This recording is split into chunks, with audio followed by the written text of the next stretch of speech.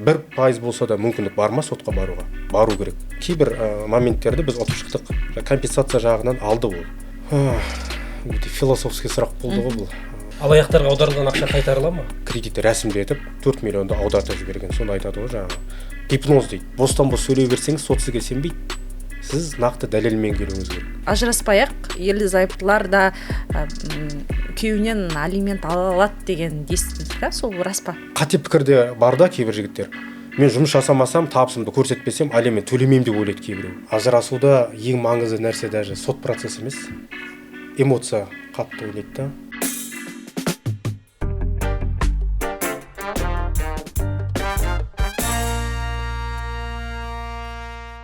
Ассалаумағалейкум қадірлі көрермен, назарларыңызда Леп подкаст, тізгінде мені Арнат Дүйсен және менің жанымда сұлу да сымбатты Даяна Тоқберген. Ендеше кезекті шығарылымды бастаймыз. Бүгін бізде ерекше тақырып, өйткені күнделікті өмірде біз өз құқығымызды қаншалықты қорғап жүрміз, немесе соңғы уақытта жиі көтерілетін проблемалар, біреуге қарыз бердім, қарызымды аламай жүрмін, немесе алиментті қалай өндіруге болады деген сұрақтар жиі айтылады. Бүгін біз сол сұрақтарға тереңірек үңілетін боламыз. Ендеше спикермен таныс болыңыздар, заңгер Бауыржан Айымбетов. Қош келдіңіз. Көңіл күй қалай? Өте керемет. Рахмет. Осындай подкастта қоғамда қазір болып жатқан сұрақтарды талқылауға шақырғандарыңызға. Бүгін енді сұрақтарыңызға бүкпес жауап беріп, бір жақсы бір әңгіме болады деп есептеймін. Жақсы. Бауыржан мырза, қош келдіңіз студиямызға. Біз танығанмен сізді көрермендер танымауы мүмкін. Заңгер ретінде қандай істермен айналысасыз және ол саланы неліктен таңдадыңыз? Осы жөнінде айтып өтсеңіз. Баршаңызға тағы да қайырлы кеш. Көрермендерге енді негізгі айналысатын істерім ол азаматтық істер. Оның ішінде нақтылайтын болсам, еңбек даулары, отбасылық істер. Сонымен қатар енді қазір алаяқтың құрбаны болып жүрген адамдар көп қой, солардың құқықтарын қорғау бойынша істермен айналысам. Сосын енді өзім мемлекеттік органда 10 жылдан астам қызмет атқарғаннан кейін осы мемлекеттік органдардың заңсыз іс-әрекеттерін сот арқылы шағымдану, жалпы енді негізгі осы бағыттар. Бірақ енді қатып қалған еш нәрсе жоқ, басқа да азаматтық құқықтық даулардың басқа да түрлерімен айналысам. Азаматтық дедіңіз, неге қылмыстық істер емес, неге азаматтық істер таңдадыңыз? Енді азаматтық істерді таңдауының себебі бұл жерде енді қандай заңгер болмасын, қандай енді ол адвокат болсын, кез келген істе белгілі бір нәтижеге жету керек. Мына азаматтық істерде, мысалға жаңа айтып отырмын ғой, еңбек даулары болсын, отбасы істері болсын, жаңа қарыз өндіру болсын, бұларда бір нақты нәтижеге жетуге болады, яғни жасап жатқан жұмысыңның нәтижесін көресің. Енді бұл бірінші, екінші себеп енді жаңа айтып отырмын ғой, енді мен мемлекеттік органда жұмыс жасадым, мемлекеттік қызмет болғаннан кейін осы салалар бойынша енді көп білемін, басым. Сондықтан осы салаларды таңдап қазіргі таңда жүргізіп жатырмын. Жалпы енді бір жаңада айтып өттім ғой, қатып қалған бір қағида жоқ, тек қана осы ғана жаңа мен айтып өткен салалармен айналысым деген. Басқа да істерді де жүргізе беремін. Енді бізде енді мысалға мынадай істер келіп жатады, жаңа пәтерімді соғып кетті, соны жаңа келтірілген шығынды қалай өндіремін, ущерб деген сияқты. Оны да мысалы біліп тұрсам ала беремін. Отбасылық істер тек қана жаңа алиментпен ғана бітіп қалмайды, оның ішінде тармақтар өте көп. Жаңа ерлі-зайыптылардың ажырасқаннан кейін ортақ мүліктері бар. Соған дауласатындар бар мысалға. Болмаса жаңағы балаларға қатысты дау туындауы мүмкін деген сияқты. Сондықтан жалпы азаматтық істердің негізі тармақтары өте көп. Жақсы. Бүгін енді соның әрқайсысына мүмкіндігінше уақытымыз жеткенше жеке-жеке тоқталып, көрерменге пайдалы бір подкаст болады деп ойлаймын. Ендеше бірінші осы қазіргі таңда өте өзекті проблеманың бірі ол алаяқтық. Таңнан кешке дейін адамдарға поликлиникадан біреу звондайды, полициядан біреу звондайды, соннан звондап жатырық деп звондайды. Соның қандай істер сіздің есіңізде қалды? Неліктен ол көбейіп кетті деп ойлайсыз? Жалпы осы алаяқтық іске тоқталсақ. Даяна, дұрыс айтасыз. Негізінде алаяқтық істер қазір өте көп. Әсіресе мына енді білесіздер ғой, қазір цифрландыру, цифровизация, неше түрлі әлеуметтік желілер, ақпараттық технологияны пайдаланып алаяқтыққа ұрынатын адамдар өте көп. Жалпы енді алаяқтық істерде мен жұмыстарды былай бөлем. Көбінесе алаяқтық істер қылмыстық іспен қатарласып жүреді. Не себепті? Өйткені адамдар бізде жаңағы ақшаны жіберген кімнің счетына кеткенін, ол қай банктегі счет, осы негізгі мәліметтерді білмейді да, Білмейді. алданып қалады. Ол да ақша біреудің счетына кетті, ешқандай ол туралы мәлімет жоқ. Сосын сол мәліметтерді заңды жолмен алу үшін жағдай органдарға, полиция органдарына арыз жазамыз. Енді ол міндетті түрде жаңағы қылмыстық іс қозғалады деген сөз емес. Кей жағдайда қылмыстық іс қозғаудан бас тартады. Енді жаңағы ущербке байланысты ғой, енді зиянға байланысты. Сосын қылмыстық құрам жоқ деп жауап тастауы мүмкін. Бірақ біз не үшін жібереміз? Жаңағы қосымша мәліметтерді алу үшін. Енді алаяқтық істердің жасайтын негізі методтар өте көп қой. Қазір алаяқтар өздеріңіз білесіздер, өте кәсіби қимылдайды ғой. Былай тырнақшаның ішіне алған кезде адамдардың жаңағы іші бауырына кіріп кетіп, гипноз сияқты дейді ғой. Мен бір қазір істі жүргізіп жатырмын. Осы Қарағанды қаласының азаматы, менің клиентім. Қазір енді қылмыстық іс аяқталуға жақын қалды. Азаматтық тәртіпте соны өндіріп жатырмыз да, ақшасын. Сол кісімен сөйлесем ғой, енді мен қалай болды деп ше, маған да енді қызық қой. Сонда айтады ғой, Бауыржан дейді, мен ақшаны кредитті қалай рәсімдеп аударып жібергенімді, в общем, есімде жоқ дейді ғой. Тек қана бір есім жисам, жаңағы 4 миллион ақшаны аударып жіберіппін дейді, екі адамға, екі бөлек келген жаңағы. Алдаған ғой, банктың қызметкері болып хабарласады. Сіздің жаңағы счетыңызға осындай алаяқтар түсіп жатыр, кредит рәсімдейін деп жатыр деп алдап, кредитті рәсімдетіп 4 миллионды аудартып жіберген. Сонда айтады ғой, жаңағы гипноз дейді, бұл айтқан кезде. Болмаса, кәдімгі мемлекеттік қызметте істейтін кісі, менің енді түсінгенім. Бұл айтқан кезде телефонмен де гипноздап алуға болатын. Сосын мен оны гипноз істегенде тағы да бір істеген. Мен Ақтөбеде әріптесім бар, бұрын бірге істеген. Ол да заңгер, мен сияқты. Ол менің ар жағымда 20 жылдай тәжірибесі бар заңгерді. Ол да банкке, банктың сотрудниктеріміз деп звондаған адамдарға алданып, ол да бірнеше миллионға кіріп кеткен. Мысалы, жаңағы енді түрлі алданып қалғаннан кейін оның белгілі бір шотына ақша жібереміз, Одан басқа бізде ешқандай зацепка жоқ, былайша айтқанда. Сол кезде біз оны өндіре аламыз ба? Мүмкін ба? Алаяқтарға аударылған ақша қайтарыла ма? Енді барлық жағдайда деп мен өтірік айтпай қояйын. Кейбір жағдайда өндірілмейтін кездері болады. Яғни ең соңғы алушы счеттары шетелде болса, ол қиындыққа соғады. Бірақ енді өндіріліп жатқан істер бар. Енді өзім жеке басымның өтіп жатқаннан кейін, соттың тәжірибесі болғаннан кейін айтып отырмын. Жалпы не нәрсеге назар аудару керек? Бізде алаяққа алданғандардың көбісі мынадай да, жаңағы білмеймін енді жақындарыма, достарыма, ой сен жаңағы аңғал адамсың, не істеп жүрсің, алаяққа алданып деп айтады деп, содан ұялама, айтпайды, үндемей жүретіндер бар. Маған келгенде де ойбай ешкім естімей қойсын. Мен алаяққа алданғанмын. Ол енді сіз ғой. Кейбір бар да сол. Бірақ мен өмірімде алаяққа алданбаймын деп ойлайтын адамдардың қатарынан боламын. Мен де негізі солай. Бірақ ол мүмкін емес екен. Кез келген адамды алдап түсіреді екен. Содан жаңағы айтайын дегенім, ұялатындар бар. Сосын жаңағы уақытты өткізіп алатындар бар. Негізі алаяққа алдандың ба, тез қимылдау керек та. Уақыт өте маңызды. Даже күн емес, мен айтайын, сағаттарға дейін маңызды. Сағат, минут, кәдімгі алданған сәттен бастап бірінші кезекте полицияға хабарласу, бұл міндетті түрде. Сосын банкке хабарласып, бірден жаңағы счеттарыңызды уақытша бұғаттауға қойып, арестке қойып, ешкім тағы қосымша тағы ақша алмайтындай қылып. Сөйтіп іс-әрекет жасау керек. Бізде көбісі жүріп алады да, жаңағыдай ойланып. Енді дұрыс, ана заңгерге барады, мына адвокатқа барады, көршісіне барады, таксистен сұрайды деген сияқты. Бізде көбісі таксистке сенеді ғой қазір. Таксистер ренжімесін. Сенімді ақпарат көзі. Таксист айтты ғой дейтіндер бар бізде, өкінішке орай. Сондықтан уақыт, содан кейін аударылған жаңағы аударымдар, хат алмасулар болуы мүмкін, кез келген дәлелдеме маңызды негізінде. Бірақ сот арқылы өндіріп жатқан істер бар. Яғни ешқандай мүмкіндік жоқ деген сөз жоқ негізінде. Мүмкіндіктер бар. Әр адамның басында болатын шығар, танысына, туысына, тек сөзіне ғана сеніп, әдемі сөзіне ғана сеніп, екеуінің арасында қарым-қатынасқа ғана сеніп, танысқа, досқа, туысқа қарыз ақша беріп, кейбір жағдайларда болады, сомасы көп болады. Соны қайтару қаншалықты мүмкін, егер қолхат болмаса да. Мүмкін бе жалпы? Негізі Арнатта осы сұрақ көп келеді ше. Енді мен әлеуметтік желілерді жүргіземін ғой, енді Инстаграм, ТикТок, сол жерде осыған қатысты видеоларды жүктеген. Көп адамның проблемасы осы да, ақшаны берген кезде ешқандай дәлелі жоқ. Банк аударыммен жібермеген, просто қолма-қол беріп. Танысыңа ұялатын сияқтын, сен маған қолхат жазып бер 500 мыңға деп айтқан.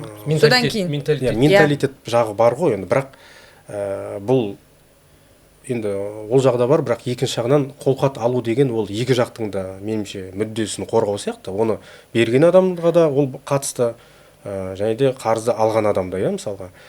Енді мен мысалға үнемі айтатым, сұраған кезде мен айтамын, қолхат бар ма? Бірінші сұрайтын сол, қолхат бар ма? Жоқ. Нотариус арқылы бір келісімшарт жасадыңыздар ма? Жоқ. Банк аударма бар ма хотя бы? Ол да жоқ. Бірақ мен оның өзінде де кей жағдайда айтамын, мүмкіндік бар деймін. Ол неге?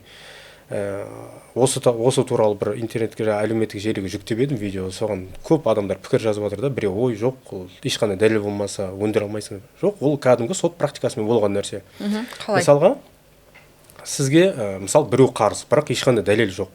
Бірақ бұл жерде тәуекел бар да, сіз рискке баруыңыз керек, сотқа беруіңіз керек.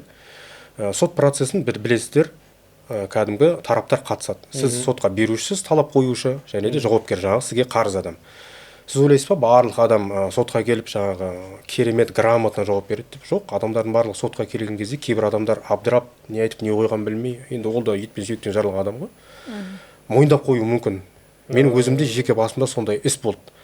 Қарыз, мен айттым, клиентіме айттым, риск бар дедім, бірақ сіз вообще іс-әрекет жасамағаннан көрі әрекет жасаңыз, барайық, мүмкін сотта болып қалар. Сотқа қосылды, жаңағы қарыз адам сотта мойындады. Мен кезінде алғанымды білем, енді қазір менде ақша жоқ, бере алмаймын, 1-2 айда мен бере алмаймын. Біз айттық, жақсы, ешқандай мәселе жоқ. Біз қазір график жасайық, медиативный соглашение деген бар, соны жасайық, сотпен бекітейік, болды. 3 айдан кейін бересіз ба, 4 айдан кейін бересіз ба, өзіңіз біліңіз. Жақсы деп келісіп, сол медиацияны жасап, екеуара қол қойып, сот арқылы бекітіп алдық. Соттың ұйғарымы деген бар. Соттың ұйғарымын бекіткеннен кейін біздің қолымызда ресми құжат болды. Болды, күттік, 3 ай, 4 ай. Ешқандай хабар жоқ, сәйкесінше біз алдық та ұйғарымды сот орындаушыға бердік. Сот орындаушы, как положено, жұмыс орнына қаулысын жіберіп, арестке қойып, ақшасын өндіріп берді.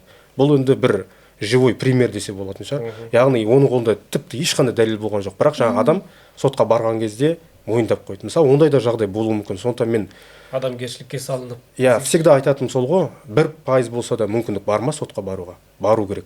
Чем бармай, ертең срок давности деген бар бізде. Сотқа талап қою мерзімі. Негізі 3 жыл деп айтылады, бірақ ол 3 жылдың арасында уақыт тоқтатылатын кезеңдер болады.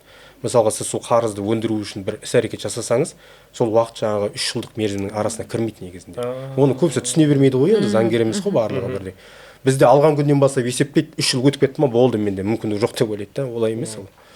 Яғни, мынандай сұрақ, қолымызда қолхат жоқ, жаңағы банк аударымдары жоқ, бірақ жаңағы әлеуметтік желі немесе WhatsApp арқылы сөйлесуіміз бар. Мысалы, менен бір кісі сұрады WhatsApp арқылы. Немесе мен оған жаздым, сен маған қарызсың ғой, қашан қайтарасың деп. Ол жауап берді, мен саған қарызым қайтарамай жүрмін деген сияқты. Ол дәлел болып санала ма? Саналады. Нақты дәлелі бар, нақты тәжірибе бар. Алматы қаласының Алатау аудандық сотында дәл мен сол іске қатысқам, талап қоюшы жақтан. Мен даже оған бірінші көмектестім. Ол айтады, WhatsApp не деп жазам? Сөйтіп келіңіз дедім, офиске бірам келіңіз, келіп жаздық жаңа қарыз адамға. Осындай қарызсыз деп. Басында жауап берген жоқ. Сонымен ақыры сөзге айналдыра келе, ең соңында ұмытпасам осы 2025-тің ноябрь айында, ноябрьдің аяғына дейін берем осындай сумманы деп жазып жіберді. Бірден тек дереу нотариуске жібердім жаңағы адамды. Қазір барыңыз деп. Ударить етіп тастамай тұрған кезде. Оны не істейді сонда? Нотариуске барып дәлелдеме хаттамасы деген бар бізде. Обеспечение, доказательство. Яғни сіздің WhatsApp арқылы сөйлескендеріңізді нотариус расымен де сол әңгіме болды ма, сіздің телефоныңызды тексереді, ана номерді тексереді, рас болса бекітіп береді кәдімгі печатьін басып, ол ресми құжат. Просто бізде кейбіреу нотариуспен бекітпей сотқа кетіп қалатындар бар, түсінбей. Оны сот дәлел ретінде қабылдауы мүмкін. Мысалға енді қазір өздеріңіз білесіздер, жасанды интеллект дамып кетті. Неше түрлі скриншоттар жасай беруге болады ғой. Сондықтан осыны алдын алу үшін жасалған нәрсе. Болады, WhatsApp переписка арқылы қарызы өндірілген нақты іс бар, мен жаңа айтып отырмын. Күшті ақпарат. Осы жерде құрметті көрермен, егер осындай жағдайларға тап болатын болсаңыздар, міндетті түрде телефоныңыздағы дәлелдемелерді нотариус арқылы ресми құжатқа айналдыру керек. Осыны естеріңізде сақтаңыздар. Жақсы. Сонымен қатар сіз мемлекеттік қызметте 10 жыл істегеніңізді білеміз, мемлекеттік қызметтен кетуіңізге не себеп болды, не түрткі болды? Айлық аздығы ма? Жоқ, бастықтардың көптігі ма? Айлық аздығы бар деп айтайын ба? Енді ол бір күнде қабылданатын шешім емес қой негізінде. Мен сол мемлекеттік қызметке 2011 жылы кіріп, 2021 жылы кеттім. Тура 10 жыл қызмет атқардым. сол мемлекеттік қызметтен кетердің алдында ойымда жүрді ғой, бәрібір белгілі бір енді деңгейге жеттім, енді бір үлкен бір басшылық қызметте болған жоқпын, бірақ соңғы сол қызметім Ақтөбе облысы әкімі аппаратының заң бөлімінің басшысы болдым. 2,5 жылдай ұмытпасам, сол бөлім басшысы болдым. Сол 2021 жылы енді ол да бір кішігірім тарих қой, енді айтып жіберейін. Сол Астана қаласына келдік, әйелім, бала шағаммен осы отпускқа алып, сөйтіп келіп, Астана қаласына келіп, осында достарымыз бар. Солардың жаңағы қоныс тойын тойлап жатты да, соған келдік. Бірақ жұмыстан шығып кетемін деген ондай ой болған жоқ. Сөйтіп келдік та, аяқ астынан осы жақта қалып қойдық. Қалып қойғанда қалай енді? Астана ұнап қалды. Иә, Астана ұнап қалды. Бұрыннан да келіп жүрміз ғой, жылда келеміз, біліктілікті арттыру, неше түрлі курстарға келем, гостующий ретінде. Сонымен менің әйелім врач-эндокринолог негізі. Сонымен мына Тұрандағы ана мен балаға бір жұмыстарымызбен баратын болдық. Сол кіріп кетті. Негізі ол жерде жұмыс іздеу мақсатында емес, өзінің бір сұрақтарымен кіріп кеткен ғой. Жеке сұрақтар. Сөйтіп жарты сағаттан кейін шығып тұр, мынаның ішінде эндокринолог керек екен, не істейін дейді. Сонымен көрейік, сонымен ауылға звондап, алдында да ойда жүрді ғой. Әке-шешеме сөйлесіп, жақсы көріңдер, енді бәрібір түбі мемлекеттік қызметтен кету ойымда жүрді ғой. Не де болса көрейік, бұл да бір себеп болып тұрған шығар. Сонымен бір күннің ішінде шешім қабылдап, бірден Ақтөбеге барып, мемлекеттік қызметтен кеттім. Бір күннің ішінде заявлением жазып, әйтеуір басшылыққа да рахмет сол кездегі. Бірден енді кейбіреулері мысалы отработка деген болады. Бір ай қал істеп кет, құжат тапсырып кет деп айтуы мүмкін ғой. Маған бірден түсіністікпен қарап, приказымды қолыма беріп, жаңағы еңбек кітапшамды қолыма беріп, әйелім де жұмыстан шығып, сонымен бас аяғы 3-4 күннің ішінде Ақтөбеге барып шығып, Астанаға келдік қой. Мен енді пока орналасу бар, жаңағы семейный бытовой мәселелер бар, сонымен бір айдай жүрдім. Содан кейін бір жеке компанияға кірдім. Сөйтіп мемлекеттік қызметтен кеттім. Бірақ енді мемлекеттік қызметтен біраз тәжірибеде жинадым, біраз Иә, осы тұста жалпы мемлекеттік қызмет десе бізде өте негативный ұстаным бар да. Ол жақта бастықтар көп сөйлейді, ол жақта айлық аз, ол жақта кешке дейін жұмыс істеу керексің, 6-ға дейін қозғалмау керексің деген сияқты кері пікірлер көп та. Ал негізі мемлекеттік қызметте істеу ондай қорқынышты емес қой. Соны айтып өтсеңіз. Плюстары бар ма? Мен кейде тиктокта да отырам, стримде, жалпы енді осы білетін адамдармен бөлісіп, сұрақтарына жауап беріп, сонда кейбір адамдар жазады, мемлекеттік қызметке кірейін деп жатыр едім, не кеңес бересіз, қандай ақыл айтасыз деп. Мен айтамын, мемлекеттік қызметке баруға мүмкіндік бар ма? Бару керек. Иә, сіз ол жерде 10 жыл, 20 жыл істемеңіз мүмкін, 1 жыл істегеннің өзі де үлкен тәжірибе. Ол жерде мемлекеттік қызметте неше түрлі адамдармен сөйлесесің, ол жерде шағым жазатын, өтініш жазатын адамдар келеді сен алдыңа, олармен сөйлесесің, ол да бір тәжірибе. Иә, кейбіреулер эмоциямен артық әңгіме айтып қалады, одан басымыздан өтті ғой талай. Бірақ түптің түбінде сен ол жерден шыңдаласың, тәжірибе жинайсың. Қалай болған кезде мен айтамын ғой, күліп, элементарный қағаз жазуды үйренесің деген сияқты ғой. Сондықтан мемлекеттік қызметте мен 10 жыл жасаған кезеңде ешқандай өкініш болған жоқ, тек қуанышпен еске аламын, біраз тәжірибе жинадым.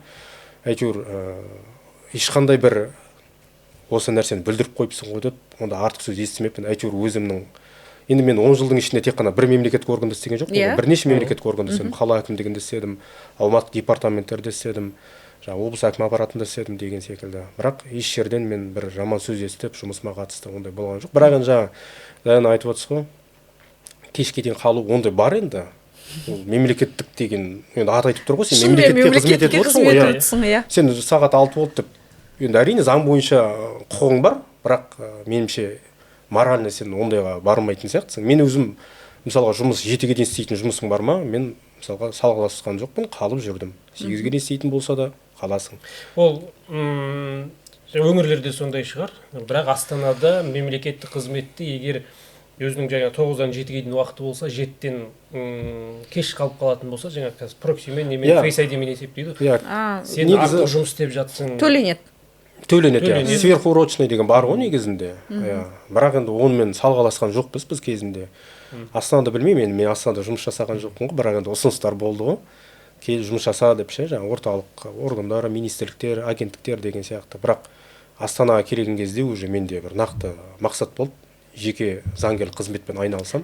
Әрине мен бір компанияларда істедім ғой жаңағы, жеке компанияларда, бірақ түбі сол параллельно өзімнің жаңағы жеке заңгерлік практикамен айналысып кеттім ғой. Ал алғашқы клиентіңіз? есіңізде ма? Алғашқы клиентім есімде бар. Мен оған тіпті тегін жасадым десем де болады шығар. Қандай іс? Еңбек тауы ғой. Еңбек тауы. Менің Ол да клиентім жұмыстан шығып кетіп па?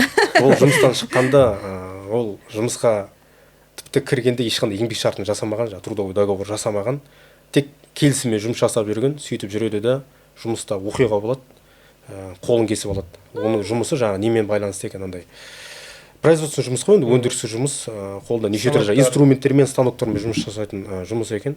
Сонымен қолына енді біраз қатты орташа деңгейдегі травма алған. Трудовой договор жоқ, жаңағы жұмыс беретін компаниясы ешқандай хабарға шықпаған, сандалдырған ғой енді былай айтқан кезде. Сөйтіп келді, жағдайын айтты. Енді мен сөздің шыны керек. Енді бастап, мен енді мемлекеттік қызметте заңгерлік тәжірибем болды ғой, бірақ мынадай жеке заңгер ретінде енді бастап жатырмын деген сияқты. Сондықтан мен ешқандай қараған жоқпын. Жақсы дедім, бергеніңізді алайын, бірақ мен істеймін. Қанша алғанымды айтайын ба? Айтыңыз. 7 айда жүргіздім, 30 мың теңге алдым сол іске. Негізі ондай істердің бағасы өте, тем более біздің Астанада қымбат қой негізінде. 210 күнді 30 мыңға бөлу керек. Ол қай жылы мысалы? Биыл емес қой ол? Жоқ, биыл емес, ол 2020 2022-де басталды. 7 айда ма болды, енді 7 айдың барлық күнде болған жоқ, процестердің ұзақтығын айтып отырмын да. 2 процесс болды. Бірінші сот, және де екінші апелляцияға бардық. Мен енді ол соттан толық ұттым деп айтпай қояйын, бірақ ішінара ұттық та біздер. Кейбір моменттерді біз ұтып шықтық. Компенсация жағынан алды ол. Енді өзінің ойындағы ақшасын алған жоқ, бірақ белгілі бір, яғни соның өміріне кішкене де болса әсер ететіндей, хотя бы шамалы өзінің құқығын қорғайтындай сумманы алды, компенсациясын алды. Стажына байланысты шешімдер алды, әлеуметтік төлемдерге байланысты. Бірақ енді толық жеңіске жете алмадық, өйткені дәлел жағы сәл әлсіздеу болды. Бірақ енді айтайын дегенім, бірінші клиент болғаннан кейін мен енді оған бірден айттым, мен нәтижені кепілдік бере алмаймын. Менің мақсатым сотқа максимально грамотно қатысу, барлық құжаттарды әзірлеймін, қатысам, бірақ соңғы шешім сотта, оны өзіңіз білесіз. Жақсы деп келісті, енді оның үстіне жаңағыдай енді почти енді тегін жұмыс жасап жатқаннан кейін. Сол енді мен бірақ тегін жасап жатырмын деген ондай ой болған жоқ. Максимально көмектескім келді, өйткені өзіңізге де өйткені ол да бар. Сосын екінші жағынан ол жігіт әлеуметтік осал топқа жататын жігіт, көп балалы отбасы. Көп балалы, осы жігітке қарап отыр семьясы былай айтқан кезде. Сондай іс болды. Сол енді есімде қалды. Енді одан кейін істер көп қой болып жатқан. Жақсы. Жаңа Астана көшуіме әйелімнің жұмысқа тұруы себеп болды дедіңіз ғой. Енді сіздің де Астанаға көшуіңізге енді әйеліңіздің жұмысқа орналасуы себеп болған екен. Отбасыңызға келейік. Қай жақтың тумасысыз? Менің білуімше бірінші мамандығыңыз, экономист. Бірінші мамандығым экономист. Қай жақта тудыңыз? Мен негізі Қызылорда жақтың баласымын. Қызылорда облысы Қазалы деген жерден естулеріңіз бар шығар. Қазалы деген жердің тумасымын. Енді әкем де, шешем де, біздер 3 ағайындымыз, ағам бар, сосын менен кейін інім бар. Барлығы ауылда тұрады, сол Қазалыда тұрады. Өздеріне жететіндей кішігірім кәсіптері бар. Соның қасымда ағам да, інім де. Бірақ енді мен 2006 жылы сол кетіп қалдым Ақтөбеге оқуға түстім ғой енді сол жақтан. Содан бастап Ақтөбеде 15 жыл тұрдым ғой. Бітірдім де бірден мемлекеттік қызметке кіріп кеттім. Сол енді ата-анам, туған туыс, достарым да енді барлығы сонда. Біз ғой тек мына жақта Астанада жүрген. Әйеліңіз Ақтөбенікі ме? Әйелім жоқ, ол да Қазалынікі. Ол да Қазалынікі. Арамызда бір 2 көше ғана бөліп тұрған шығар. Жалпы енді бір танымаймын деп айтпаймын. Кішкентай кезіңізде танисыз ба? Мен танымаймын, енді әке-шешем біледі, оның әке-шешесін жалпы таниды деген сияқты. Бірақ біз Ақтөбеде жолықтық. Бір қызық. Ақтөбеде жолықтық, ол медакадемияда оқыды, бізде Ақтөбеде білесіздер, университет бар ғой. Медициналық университет, Марат Успанов атындағы. Сонда оқып жүргеннен тауып алдым ғой. Оның үстіне қара, екеуі де ең керек мамандықты иеленуде ғой. Бірі дәрігер, бірі заңгер. Рахмет. Енді сол 2015 жылы отау құрып, сол Ақтөбеде ол оқуын бітірді. Мен негізі сол кезде жұмыс орнында ауыстырам Астанаға деген ойлар болып жүрген, өйткені нақты бір шақыртулар болды да. Ол кезде перевод деген бар еді оған мемлекеттік қызметтен, бір мемлекеттік органнан. Қазір де бар ма жоқ па білмеймін енді, қазір заң күні өзгеріп жатыр ғой. Сол кезде маған бір нақты шақыртулар болған осы Астана қаласында, аттарын айтпай қояйын. Бірақ сол кезде әкем айтатын еді, бірінші үйленіп ал, сосын барып көрерсің Астананы деп. Енді Астана алыс қой, енді біздің тем более қазалығы алыс ол. Сонымен жаңа 2015 жылы отау құрып, бұл да өзінің жаңа медакадемиясын толық бітіріп, резидентура бітіріп, сөйтіп 2021 жылы көштік қой, жаңа айтқандай. Мамандығыңыз? Мамандығым экономика бірінші. Негізі солмен жұмысқа кірдім. Мен жаңа бірінші Ақтөбе қаласы әкімдігіне кірдім ғой, экономика және қаржы бөліміне. Негізі қаржыгер болып кірдім, бірақ мен жалпы заңгер мамандығы мен бұрыннан бір армандап, осы заңгер боламын деген айтсам ол өтірік болады негізі. Мен ондай арман болған жоқ менде. Сол жаңа қала әкімдігіне экономика қаржы бөліміне штаттан тыс қызметкер болып кірдім. Енді сөздің шынын айту керек, барып шауып болып кірдім ғой енді. Ол мемлекеттік қызметші статусы жоқ оларда. Қандай тапсырма болады, жазасың, істейсің де жүгіріп кете бересің. Қара жұмысшы. Иә, қара жұмысшы былай айтқан кезде жүгіріп жүріп жұмыс Анау жасайтын. акиматта істеймін, не істейсің десе акимат- қырқам деген сияқты. Иә, сондай деп айтса болады шығар. Иә, тек акиматта кіріп шығып жүргенге енді ойлайтын шығар адамдар, мынау акиматта істейді деп. На самом деле айлығы өте мизерный болды. Бірақ мен оған қараған жоқпын, тәжірибе жинау болды. Сол кезде ғой менде заңгерлікке бірінші қызығушылық оянған. Өйткені соның ішінде жаңа коммуналдық меншікті басқару деген сектор болған. Жұмысы көбінесе заңдармен байланысты да. Сонда ана заңды ашасың, мына заңды ашасың, азаматтық кодекс, жылжымайтын мүліктер туралы заң бар, мемлекеттік мүлік туралы заң бар. Сол қызық, ана заңдарды ақтарып отырғанда жақсы көріп кеттім, уже ұнап кетті. Оның үстіне жаңа біздің секторды жетекшілік ететін орынбасар болған. Нәби Серік Бақбергенұлы деген өзі заңгер, кәдімгі Қызылға бітірген, өте білікті, мықты заңгер. Соның қарамағында болдым, содан біраз нәрсе үйрендім. Сол айтқан, сен заңгерлікке кәдімгі нең бар. Икемің келеді. Икемің келеді екен, сені жақсы заңгер шығады, сен оқы тағы да қосымша білім деп. Сөйтіп екінші жоғары білім алып, заңгерлік мамандық. Сонымен жалпы 2011-де мемлекеттік қызметке кірсем, 2015-тен басталды сол заңгерлік қызметі. Мысалы, заңгерлер, жалпы сіз бір іс алғанда, оның қаншалы уақытқа созылатынын білмейсіз, жеңесіз ба, жеңбейсіз ба білмейсіз, бірақ ақшасы төленетін қаржысы. Не деп айтады сіздерде? Гонорар ма? Гонорар деп айтылады, гонорарды сіз өзіңіз белгілейсіз бе?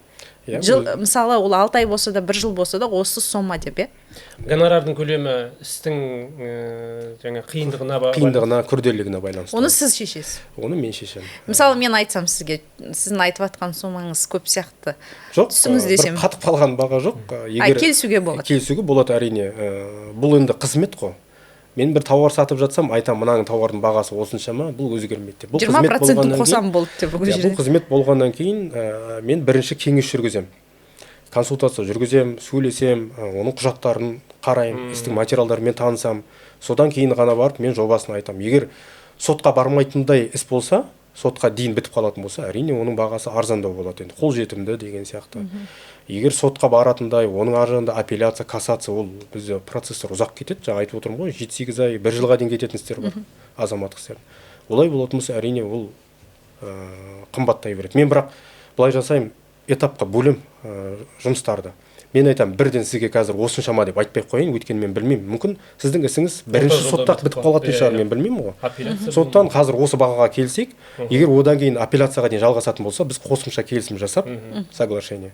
Оларға да сіз кәдімгідей келісімшарт жасайтын шығарсыз. Келісімшарт, ол біз заңгерлердің, біздің заңымыз бар, адвокаттық қызмет және заң көмегін көрсету деген заң бар, көрсету туралы. Осы заңда нақты көрсетеді, біздің міндеттеріміз бар. Біз қағазбен жасаймыз, кәдімгі письменный договор жасаймыз. Яғни қағаз түрінде жасалмаса, ол әрине үлкен заң бұзушылық, оған бізге палатадан шығарып жіберуі мүмкін даже. Заңгерлер палатасы бар, бізде? Заңгерлер палатасы бар. Мысалы, заң факультетін бітірген адам ол жаққа тіркеле алмайды? 2 жылдан кем емес жұмыс тәжірибесі болу керек. Ол жұмыс тәжірибесі қайда болу керек? Қарамайды, мемлекеттік болсын, мысалы сіздің жеке компания болсын. Орталық жаңағы заңгерлік кеңес беру орталығыңыз бар ғой енді өзіңіздің. Иә. Сол жерде жұмыс істеп, 2 жыл сізде жұмыс істеп, содан кейін болады. заңгерлер палатасына тіркелсе болады. Енді мен болады. қазір заңгерлік жаңағы компанияда жұмыс жасап жүрдім ғой. Мен бірақ қазір жекемін, өзім бөлек. Бірақ егер заңгерлік компания ол енді заңды тұлға, оның басшысы бар деген сияқты, егер сол жерге тіркеліп жұмыс жасаса, әрине тәжірибе жиналады ғой. Сосын жаңа заңгерлер палатасына кіріп, барлық істерді жүргізуге беруге болады. Енді арнат мынадай ғой, біз адамдар кейбіреу түсінбейді да, адвокат, менде мысалы адвокаттық лицензия бар. Мен оқып, кәдімгі 1 жыл стажировкадан өтіп, тестті тапсырып, только жаңағы 4-ші попыткадан өтіп әрең дегенде енді ол оңай нәрсе емес. Қиын, 9 әрине. кодекстен тапсырасың. Оның Сөйтіп үстіне ол өзгеріп жатады. иә, сөйтіп лицензиямды алып, қазір бірақ мен адвокаттық қызмет атқарып жатқан жоқпын. Бірақ адамдар түсінбейді да оны. Сіз адвокатсыз ба деп сұрайды. Мен айтамын, мен адвокатпын, бірақ мен адвокаттық коллегаға кіріп жұмыс жасап жатқан жоқпын десем, олар ойлайды, ой, бұл адвокат емес Сіз екен, жеке. болмайды екен деп ойлайды. Олай емес. Бізде заңгер консультант деген институт құрылған ғой 2018 жылы, енгізілді заңда. Біз барлық іске қатыса береміз. Мен тек қана қылмыстық істерде күдікті мен айыпталушының ғана мүддесін қорғай алмаймын, яғни қорғаушы бола алмаймын. Қалған істердің барлығына қатысамын. Мен даже қылмыстық істерде жәбірленуші тарап бар ғой, потерпевші жағы. Солардың жағынан қатысамын, мен уже қатысып жүрмін қылмыстық істерге. Алаяқтық істер бойынша. Азаматтық істерден ешқандай шектеу жоқ, кез келген істер. Әкімшілік құқық бұзушылық істерге ол жерде де солай. Яғни адвокаттан тек қана айырмашылығымыз сол, тек қана қылмыстық істерде қорғаушы бола алмаймыз. Жаңағы айыпталушы мен күдікті. Сосын енді адвокаттық сұрау салу деген бар, адвокатский запрос, соны жібере алмаймыз. Ал қалған барлық мүмкіндік бізде бар. Бірақ адамдар бізде кейде түсінбейді. Адвокаттық лицензиямды сұрайды, мен енді лицензиям бар, көрсетемін ғой. Содан кейін жаңағыдай енді сенбейтіндер бар да. Жоқ, сіз адвокаттық алқаға кірмеген екенсіз. Удостоверение адвоката деген бар, адвокаттық куәлігі ғой. Ондай жоқ қой, енді менде коллега кірмегенсің. Соны сұрайтындар бар. Көрсетпесең, ой, сіз оказывается сіздің құқығыңыз жоқ екен ғой деп. Олай емес, менің барлық құқығым бар. Болмаса мені палата қабылдамайды ғой. Яғни қазір заңгерлердің өзінің палатасы бар. Мен солда тіркеп тұрмын, айына біздің жарнамыз бар, төлеп отқан. Яғни біздің қызметіміз сақтандырылған, кәдімгі страховкамыз бар. Яғни барлық істерге қатыса береміз ғой, былай айтқанда. Жақсы. Бағана сөз басында айтып кеттік қой, енді отбасы дауларына да қатысасыз. Соның ішіне негізгілеріне тоқталайық. Алғашқысы енді ажырасу тақырыбы. Ең көп. Ең көп. Ажырасу тақырыбы деген кезде көбінесе эмоцияға беріледі ғой енді. Иә, солай. Бұл жерде қаншалықты жаңа ажырасуға арыз бергеннен кейін қайтадан арызын алып қосылып жатады. Жалпы ажырасу ісін қарау қиын ба? Ол жерде жаңағы Арнаттың айтқысы келіп отырғанындай ғой, сіз мысалы жұмыстағы дау болса, ол жерде ол түсінікті. Ал отбасына келген кезде ол жерде эмоция көбірек ойнайды. Эмоция көп ойнайды, дұрыс айтасыз, Таяна дұрыс айтады. Ажырасуда ең маңызды нәрсе даже сот процесі емес, эмоция қатты ойнайды да. Әсіресе балаға қатысты дау туындаса, ол екі есе эмоция, стресс, қиын. Мен енді отбасылық істерді көп жүргізіп жүрмін ғой қазір. Ол жерде тек қана ажырасу бойынша іс қаралмайды. Ол жерде кәмелетке толмаған балдар болса, олардың ата-ананың енді ажырасқаннан кейін екі бөлек кетеді ғой. Қайсысымен қалады, ол да істі қаралады. Егер ерлі зайыпты жақсы жаңағы эмоцияға берілмей, барлығын түсіністікпен ажырасып жатса, ол жақсы. Бірақ кейде бізде балаға қатысты дау туындап жатады. Әкесі мен алып кетем дейді, анасы мен алып қалам дейді. Сол кезде дау туындайды. Ол кезде сот әрине психологиялық жаңағы экспертиза тағайындайды, психологты алып келеді, жаңағы баламен сөйлесу керек, яғни баланың ата-анасының қайсысымен тұруға ынталы, енді эмпатия дейміз. Ол қанша жастан бастап таңдау беріледі балаға? Негізі бізде неке және отбасы туралы кодексінде 10 жастан бастап деп жазылған ғой, бірақ ол 10 жасқа толмаса баланың пікірі ескермейді деген сөз емес. Ол қандай жас болса да ескерілу керек. Әрине 1 жас, 2 жас, 3 жас түсінікті ғой, бала анасына жақын болады ғой, ол түсінікті. Бірақ 5-6-ға толып қалған, уже мектепке бара бастаған бала, ол уже өзінің пікірін білдіре алады негізінде. Ол туралы біздің жаңағы жоғары соттың өзінің нормативтік қаулысы бар, сонда да көрсетілген. Яғни сот кез келген жағдайда баланың пікірін ескеру керек. Бірақ енді бізде көбінесе енді аналармен қалады ғой енді. Өте сирек кездеседі әкесімен қалатын жағдайлар. Енді өте жаңағы анасы бір енді білмеймін, ішкілікке салынып кеткен, бір белгілі бір есептерде тұратын болмаса, негізінен анасымен қалады. Сол жағынан енді эмоция жағынан стресс, балаға стресс қой, енді ол екі ерлі зайыптыға қатысты ғана болса екен, балаға қатысты болғаннан кейін іс сәл ауырлау өтеді. Мен бір істерге қатысқам, атқарушылық іс қой, жаңағы соттың шешімімен негізі анасымен деп анықталғанда, бірақ бала әкесімен тұрып жатыр да. Соны енді соттың шешімі орындалу керек қой. Сот орындаушы жаңағы бізде қамқоршылық бөлімдері деген бар, орган опеки дейміз ғой. Соның өкілдері бар, жаңағы полиция өкілдері бар, солар келіп, жаңағы баланы алып анасына тапсыру керек. Сол атқарушылық іске қатысты мен енді заңгер ретінде, жаңағы ер азамат жағынан ғой, енді өкіл ретінде өте ауыр өтті, енді сөзі шыны керек. Содан кейін мен ондай жаңағы нақты атқарушылық іске қатыспаймын деп айтам. иә сот процестерін жүргіземін, бірақ нақты баланы алып кету болатын болса, өйткені білмеймін енді өзімнің Сізге де балаларым әсер кішкентай етеді, болғаннан кейін ба ана көріністі көру өте ауырға соқты, шыны керек. Сондықтан сондай жағымен ауыр. Бірақ енді жаңағы Арнат айтып қалдыңыз ғой, кей кезде шынымен де алып алатын жаңағы кері қарай талап арызы бізде эмоциямен келеді ғой, біріншісінде ашуланып жаңағы кішкене айқай болса бірден ажырасам, бірақ адам бір күннен кейін де эмоция басылады ғой кейде. Сотқа бергеннен кейін бізде соттар бірден ажырастырмайды ғой. Иә. Бірінші сізді екі тарапты қосады, себебін сұрайды, не болды. Соттарда енді былай айтқан кезде ресми емес талап қойылады оларға да. Мүмкіндігінше ерлі зайыптыларды татуластыруға. Бұндай істер, мен сіздерге айтайын, азаматтық істерде нақты қаралу мерзімі 2 ай болса, мынадай отбасын ажырасуға қатысты істер одан да ұзаққа созу мүмкін. Соттың бастамасымен, яғни судья өзінің бастамасымен уақытты соза беру мүмкін. Қарайды, ол бізде бұндай ажырасу істері ше Арнат мына соттарда қаралады, кәдімгі соттарда емес, арнайы соттарда қаралады. Кәмелетке толмағандардың істерін қарайтын арнайы соттар бар, бізде мамандандырылған, соларда қаралады. Ол жерде отырған судьялардың барлығы соттан бөлек психологтар ғой. Олар қарайды, эмоциямен келіп отырғанын бірден біледі олар. Сондықтан уақыт береді. Сіздер давайте біз қазір бүгін ештеңе қарамай қояйық. Келесі сот процесін 20 күннен кейін тағайындап, соған қатысыңыздар дейді. 20 күнде неше түрлі жағдай болуы мүмкін, дұрыс па? Сондықтан осындай. Ал енді алиментке келейік.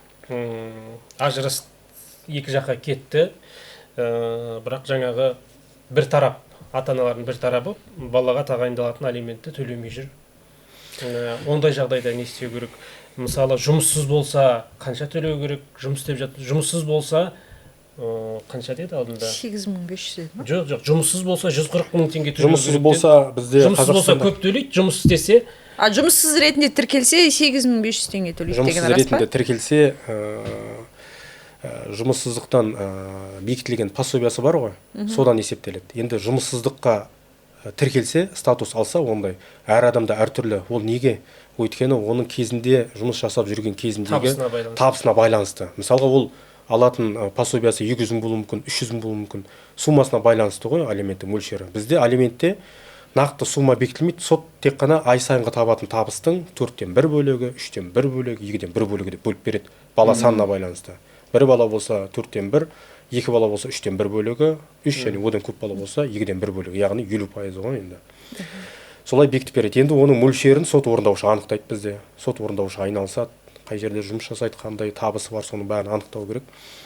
Енді өндіруге келетін болсақ, Арнат, Даяна, енді бұл проблема ғой негізінде ше қазір өндіру. Мен алдында ашық алаң бағдарламасына қатыстым Қазақстан телеарнасында. Сонда Сенат депутаттары қатысты, республикалық сот орындаушылардың палатасының басшылығы қатысты.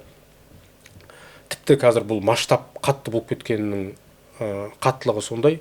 Даже қазір мемлекеттік алименттік қор деген құруды да қарап жатыр ғой қазір. Яғни енді балалар қазір алимент алмай жүрген балалардың саны көп қой. Сол кезде айтылды ақпарат 400 мың бала бар екен Қазақстанда. Енді осыдан 1 ай бұрынғы ақпарат қой, қазір енді өзгерген шығар, білмеймін, көбейді ме, азайды ма, бірақ 400 мың бала ата-анасы екі жаққа кеткен. 400 мың бала алимент алмай жүрген. Жоқ, алмай жүрген, потому что мысалы ажырасса да алиментке бермейтін аналар бар. Оларды есептеп тұрған жоқ бұл жерде.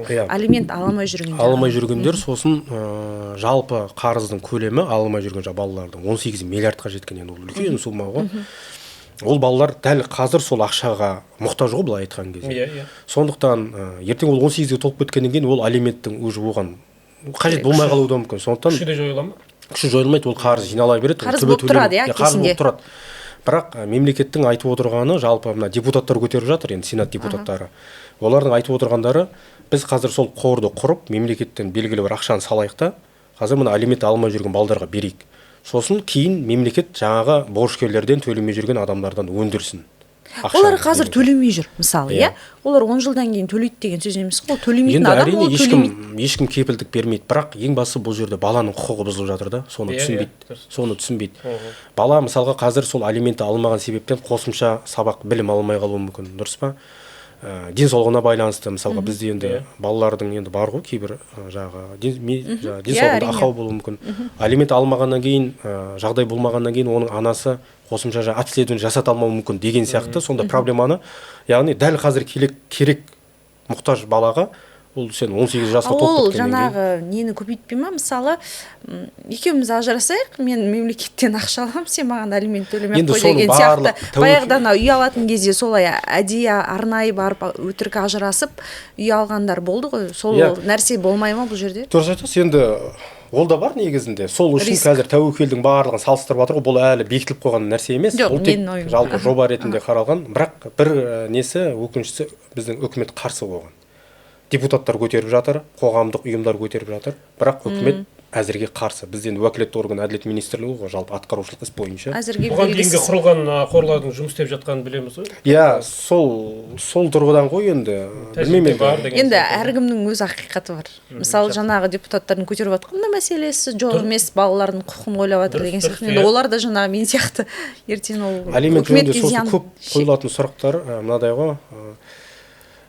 Клиенттердің бізге хабарласады да, мен енді мысалы заңгермін, менің қызметім негізгі қандай базовый, ол құжаттарды әзірлеу, сотқа қатысу керек болса қатысу, соттың шешімін алу, сонымен менің жұмысым негізі бітеді. Ары қарай соттың шешімін орындату, сот орындаушылардың былай айтқан кезде міндеті. Бірақ бізде сот жағы өндіріп бермей жатыр, ақшаны өндіріп беріңізші, көмектесіңізші деп жазып жатады да, мен айтамын, мен сізге көмектесе алмаймын, менің құзыретім жоқ, менің лицензиям сот орындаушы емес. Сот орындаушыға барасыз, сіздің ісіңізбен айналысып жатқан, сол ғана өндіріп береді. Егер ол жұмысын дұрыс атқармай жатса, алиментті өндіріп бере алмай жатса, онда үстіне шағым жазасыз.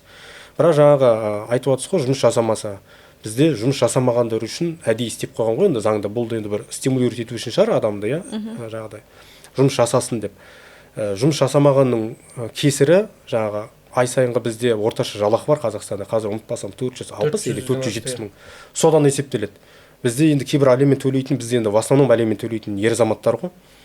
Қате пікірде бар да кейбір жігіттер. Мен жұмыс жасамасам, табысымды көрсетпесем, алимент төлемеймін деп ойлайды кейбіреу. Ол наоборот, сен жұмыс жасасаң ғана, сен сол жұмыс жасап жүрген айлығынан төлейсің. Ал сен жасамай қашып жүрсең, орташа жалақыдан есептейді, бір жылдың ішінде миллионнан асып кетеді оның қарызы. Қазір кейде қарыздарын көріп шошисың, 5 миллион, 10 миллионға кетіп қалған адамдар жүр ғой. Правасынан айырылып қалады, жаңағы енді сот орындаушы қарап отырмын. Шетелге ол екі бастан. Жаңағы көлік жүргізу құралын жаңағы несін правасынан айырылып қалатындар бар. Сосын мен айтам, қашудың керегі жоқ, сот орындаушымен айқайласып салғаласудың керегі жоқ. Керісінше жұмыс. Бізде жаңағыдай ғой, официант жұмыс жасайды да, айлығын конвертпен алып жүреді. Мен айтам, сен официант жұмыс жаса. Сөйтті айлығына төлеп отыр. Жаңағыдай минимальный зарплатаны көрсететіндер қанша төлейді? Минимальный зарплата ол бар. Негізі оған енді заңда запрет жоқ қой. Сенің жалақың 85 мыңнан төмен болмаса, болды. Содан өндіре бересің. Бірақ бізде енді қазір жаңа 8500 теңге төлей ма сонда? Жоқ, 8500 емес. 25% енді мен өзімнің басымда өткен істер, 17 мың, 18 мың де шығады, кейбірінде 25 мың шығады, әртүрлі енді алатын несіне байланысты. Ол солай төлесе, ол ешқандай қарыз емес, Ол қарыз емес, бірақ мынадай мәселе бар да, елдерге лайфхак айтып отырсың. Бізде енді қазір әйелдер, в основном алимент алушылар әйелдер ғой, барлығының көкірегі жаңағы ояу, көзі ашық, қазір әлеуметтік желі бар, барлығын көріп отырады. Бізде өтіріктен жаңа минимальный зарплата көрсетіп қойып, үстіндегі зарплатасын наличкамен алып жүретіндер бар. Соны айтып тұрмын. Сондайдың алдын алу үшін заңда көрсетіп қойған. Нақты суммаға бекіту деген бар. Твердая сумма дейді. Яғни әйел адам күмәні болса, жалақыны төменгі жалақымен көрсетіп қойып өтірік төлеп отыр деген сияқты. Сотқа талап арыз береді. Сот бүкіл жаңағы ақша аударымдары, соңғы 1 жыл, 2 жыл аударымдарын тексереді.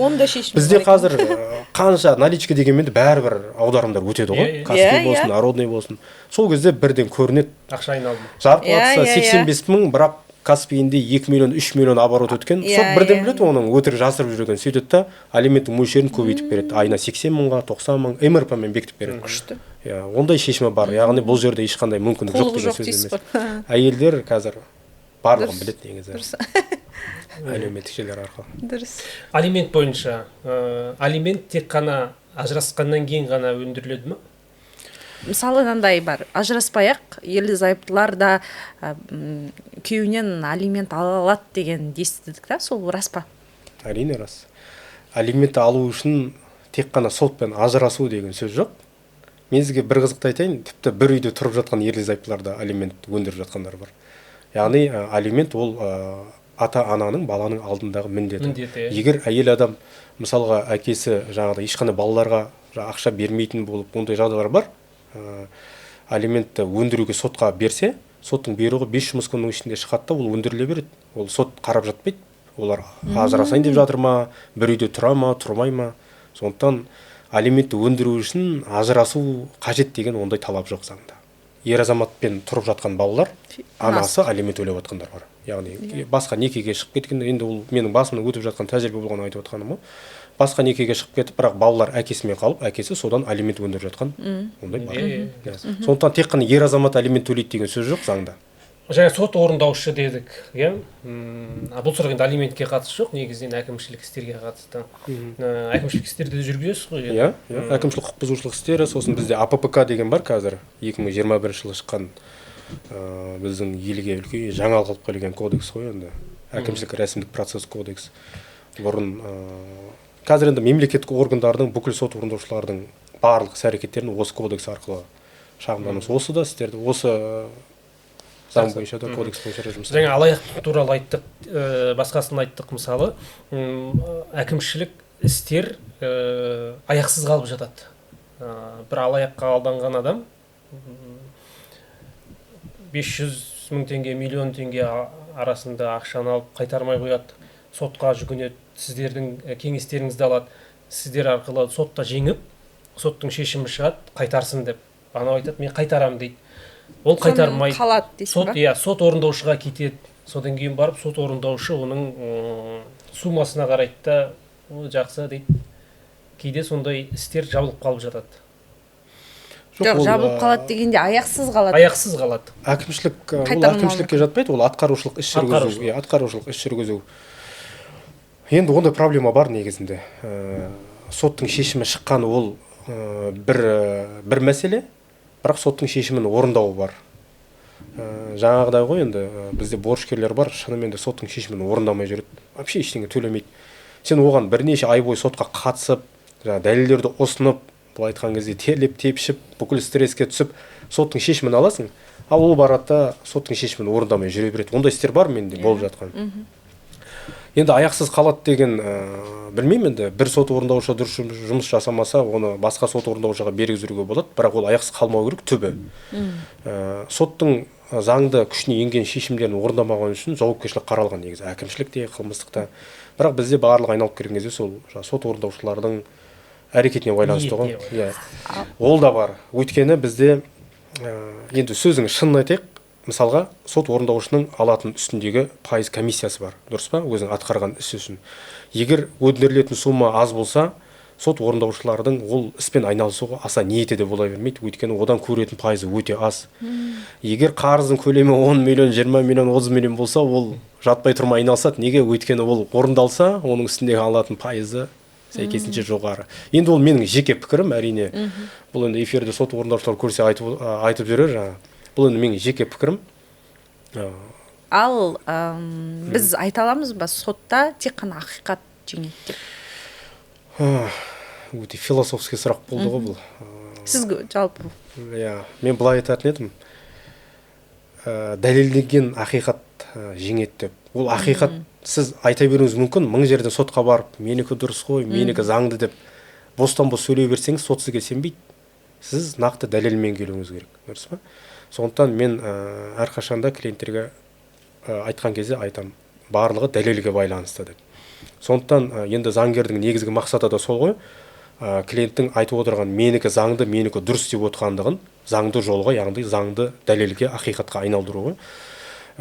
Сондықтан менікі ақиқат, менікі дұрыс деп, ол айқайлай бергеннен, эмоцияңызды білдіре бергеннен ешнәрсе шешілмейді. Сотқа дәлелдеуіңіз керек, сөйлеуіңіз керек. Сотта кейбір адамдар ойлайды, мен тек жаңағы қағазбен жазып сотқа берсем, өзімнің пікірін білдірсем, сол жерде көрініп тұр ғой, сот оқиды ғой, болды дейді. Олай емес, сотқа қатысу керек. Өзіңді белсенді көрсетуің керексің. Өзіңнің дұрыс, сіздікі дұрыс, заңды екенін айтып, сөзбен жеткізіп, енді ол сотта ол да адам ғой, ол жерде отырып жаңа қабылдап, шешім қабылдап отқан робот емес, ол да адам. Ол да сізді білу керек. Мен кейде клиенттерге айтам, сот процесіне бастап қатыспаңыз, бірақ қажет болса қатысыңыз. Өйткені соттар, оларда енді кей жағдайларда психолог қой, оларда адамды білу керек, көру керек. Расымен де зардап шеккен адам өзі көрініп тұрады. Сондықтан мен кей жағдайда айтамын, сотқа қатысу керек, эмоцияңызбен сізде өзіңіздің жағдайыңызды білдіріңіз. Мен әрине заң жағынан жеткізем, барлық жаңа заңға нормаларды барлығын көрсетем, сотқа айтам, бірақ сіз өзіңіз сол іс бойынша талап арыз берген адам ретінде өзіңіздің де басыңызда болып жатқан жағдайды көрсетуіңіз керек, яғни зардап шеккеніңізді деген сияқты.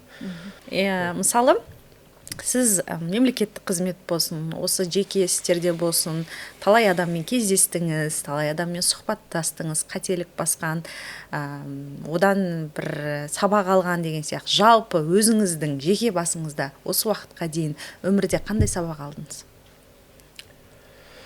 Енді мен мемлекеттік қызметте де болдым, қазір жеке практиканы жүргізіп жатырмын. Қандай жұмыс жасасаң да адал жасау керек деп ойлаймын. Ол енді әрине бізден кейбір кезде клиенттер андай ғой, жаңа кепілдік сұрап, гарантия бер, маған ұтып беретін болсаң ғана мен саған жұмыс жасаймын деген сияқты. Мен айтамын, мен ең басты жұмысымды адал жасаймын, мен бірақ сізге кепілдік бермеймін. Өйткені мен соттың қандай шешім қабылдайтынын білмеймін деген сияқты. Сондықтан бірінші кезекте адал, ешкімді алдамау керек деп ойлаймын. Енді одан кейін мен енді мемлекеттік қызметті істеген кезде көбінесе енді сөздің шыны керек отбасыға көп көңіл бөлген жоқпын. Осы мемлекеттік қызметтен кеткеннен кейін ғана барып, кәдімгі отбасыма жақсы көңіл бөліп, енді ең бірінші кезекте отбасы деп ойлаймын. Сондықтан уақыт деген зымырап өтіп жатыр ғой. Сондықтан қандай жерде жүрсеңіз де отбасыға көп көңіл бөліп, енді бәрібір алдағы уақытта есіңізде қалатын сол жалпы бауырларың, ата-анаң, сені постоянно қолдайтын, қолдау білдіретін. Сондықтан жұмыс, мансап деп жүгіре бермей, отбасыңа да, жақындарыңа да көңіл бөлген дұрыс деп ойлаймын. Жалпы енді қандай жерде жүрсең де, жаңа айтып отырмын ғой, шыншыл болу, ешкімді алдамау, басты принципім сол. Сосын ең бастысы мен заңгерлік қызметпен айналысып жүргеннен кейін ешкімге кепілдік бермеймін. Мен оны үнемі айтып жүрем, даже әлеуметтік желілерде қайта-қайта салам, себебі содан таяқ жеген адамдарды көрдім. Сондықтан ол дұрыс емес деп ойлаймын. Кез келген өзін кәсіби деңгейде жұмысын атқарып жүрген адвокат болсын, заңгер болсын, клиентті алдамау керек, гарантия бермеу керек. Ең басты гарантия максимально сапалы құжаттарды әзірлеймін. Сіздің атыңыздан соңына дейін барам, сотта өкілдік етем. Соңына дейін қатысам, міне осыларға базовый нәрселерге гарантия беріңіз, бірақ істің түпкілікті шешімі, нәтижесі соттың еншісінде екенін ұмытпау керек деп ойлаймын. Жақсы. Мен жарнамамды ұмытып кетпеймін бүгін. Құлпырып отырғаныңыздың себебін түсіндіріп өтсеңіз. Маған киім ұсынған Астана қаласындағы Адия киім бутигі әйелдер қауымына арналған сәнді, сапалы, заманауи киімдер іздесеңіздер, міндетті түрде барып көріңіздер. Оның үстіне жазғы топтамадағы әдемі көйлектер өте көп. Барыңыздар, көріңіздер, алыңыздар. Өте тамаша. Сізде үйдегі жан-жарыңызға сол жақтан киім алсаңыз болады. Өте керемет таңдау. Өзіңізге де жарасып тұр ғой бүгін? Мен барлық киімдерімді сол жақтан алам, өте әдемі, сапалы киімдер бар ол жақта. Барамыз. Жақсы, осымен бізге берілген уақыт тәмам. Осы жерден тізгін тартайық. Келгеніңізге көп рахмет. Сіздерге рахмет. Рахмет, ісіңізге берекет тілеймін, отбасыңызда бақыт, жұмысыңызда табыс болсын. Рахмет, сіздерге де соны тілеймін.